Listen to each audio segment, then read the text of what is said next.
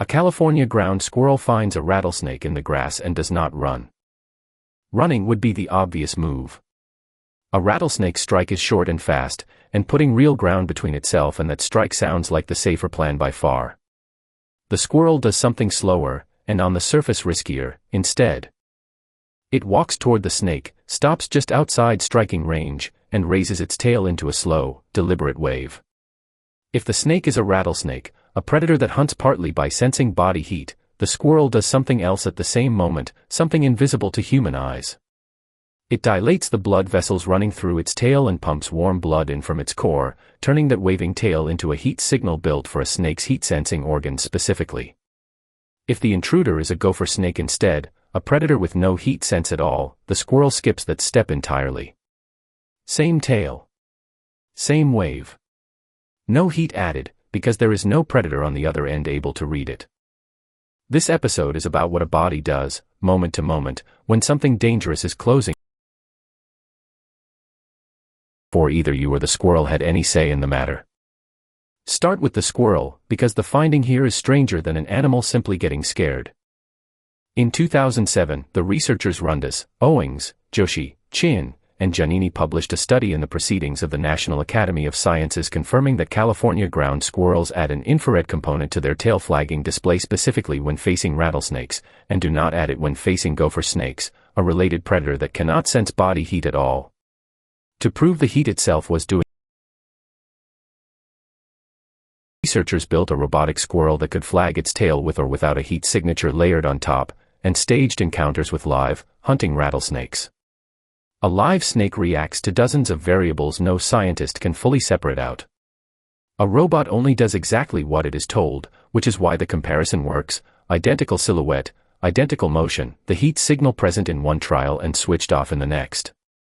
Snakes facing the heated robotic tail shifted further from predatory behavior into defensive behavior than snakes facing the identical motion with no heat behind it, and whatever produced that difference had nowhere else to come from. The squirrel is not simply panicking at a threat. It is reading which predator stands in front of it and building a signal tuned to that specific animal's senses, using its own circulatory system as the transmitter. That kind of precision does not happen at the moment of maximum danger. It happens because a body has been tracking the threat, and calibrating its response to it, before any strike is ever thrown. Behavioral neuroscientists have a name for the calibration process. It is called the predatory imminence continuum, a framework that traces back to a 1988 paper by the psychologist Michael Fanselow and a co-author named Lester, and that was restated in 2022 by Fanselow's own research group, and Hoffman, Jeremy Trott, and Anna Makridis, writing together with Fanselow in the journal Learning and Behavior. Their description is direct: qualitatively distinct defensive behaviors are matched to the spatial, temporal, and psychological distance from physical contact with a life-threatening situation. Distance from danger, in other words, is not just a number. Switches on. Far from any confirmed threat, in what the researchers call pre-encounter mode, an animal shows cautious exploration, stretched approach postures toward anything unfamiliar, and a reorganized eating pattern, larger meals taken faster, less time spent foraging out in the open. Once an actual predator is detected but has not yet closed the distance, in what the same paper calls post-encounter mode, freezing takes over. Then, if the predator makes contact or the gap is closing fast enough that contact is imminent, that stillness breaks into what the researchers call circa-strike mode, a vigorous burst of activity, sudden, rapid flight, jumps, anything that puts distance back between the body and the threat. Hoffman, Trott, Makridis, and Fanselow state plainly that these three defense modes map onto three familiar human emotional states, in behavior and in the underlying neural circuits of mammals generally. Pre-encounter maps to anxiety. Post-encounter maps to fear. Circa-strike maps to panic. There is a reason a body would build something this layered instead of a single. Every sign of possible danger burns enormous energy on threats that never fully materialize, and an animal that did that would run out of resources long before a real predator ever got the chance to catch it.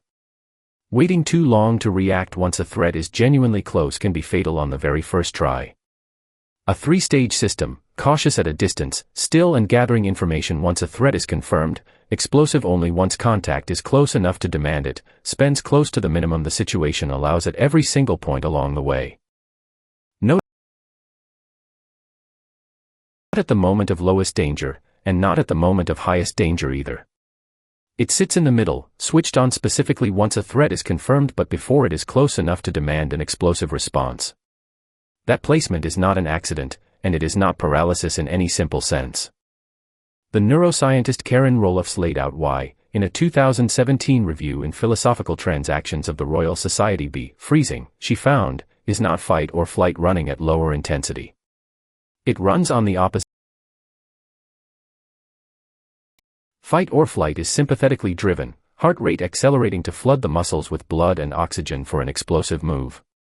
Freezing, by contrast, is a form of behavioral inhibition that comes with parasympathetically dominated heart rate deceleration, the opposite direction.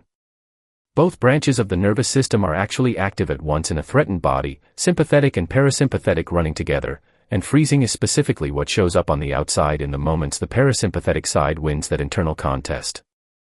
The stillness is not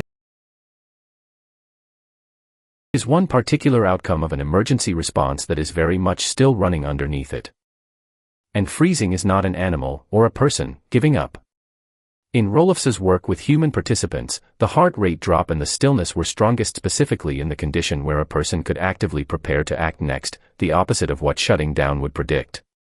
She also found a shift in what the eyes pick up during a freeze, better detection of course, low spatial frequency visual information, the kind that flags where something large is moving in a scene, at the direct expense of fine detail. A frozen body is not a blank one. It is a body that has temporarily traded detail for a wider, faster read on where the danger actually is, while it decides what comes next. Most threats resolve somewhere inside that freeze, one way or another. The predator loses interest, or the prey animal reads its opening and bolts. But the design does not stop there, because sometimes neither fighting nor running is an option at all. The researchers Kasia Kozlowska, Peter Walker, Loyola McLean, and Pascal Carrive reviewed what happens next, in a 2015 paper in the Harvard Review of Psychiatry. Past the point where flight or fight has genuinely failed, the same defensive architecture has a further stage built in, called tonic immobility, a waxy, rigid stillness, driven by parasympathetic activation strong enough in some cases to risk an irregular heartbeat, that functions as a terminal defense once a predator has already made contact, working to shut down the attacker's killing reflex rather than to escape it. Push the same system further and it can drop into what the researchers call collapse. Heart rate dropping hard enough to starve the brain of oxygen and alter consciousness itself. These are not separate malfunctions. They are stages in one escalating defense cascade, extending past the point where either fighting or fleeing could still work, and the researchers frame this specifically as a matter for clinicians, describing how these same terminal stages show up in human patients facing overwhelming, inescapable threat, not only in animal studies. This is close to the sequence the psychiatric researcher H. Stefan Bracha named in a 2004 paper. Fight, fright, faint, a human stress response sequence he argued gives a more complete description of the human acute stress response than the two-word version most people already know. Most people already have everyday language for at least one of these stages, even without knowing any of the research behind it. Something that looks very much like this same freeze shows up when a performer locks up in front of an audience that is not a predator, but that the old machinery cannot fully tell apart from one, moment to moment. Someone who cannot move or speak in the middle of a genuine emergency. Terms this research uses, they are deep in the post-encounter stage of a system built for exactly that moment, running precisely as designed. None of this is a metaphor for what happens in you. It is a description of what happens in you. The squirrel reading a rattlesnake sensory equipment and building a heat signal to match it. The freeze that arrives once a threat is confirmed but not yet in range, trading fine detail for a wider, faster read on where the danger is. The explosive burst that follows if the gap in reserve if that burst fails too. This is not a system you built, and it is not one you can talk yourself out of in the middle of using it. It was already running before you finished reading the sentence, evaluating everything around you for exactly the kind of distance that squirrel was reading off that snake. Most of us assume we would fight, or we would run, because those are the two options that get all the attention.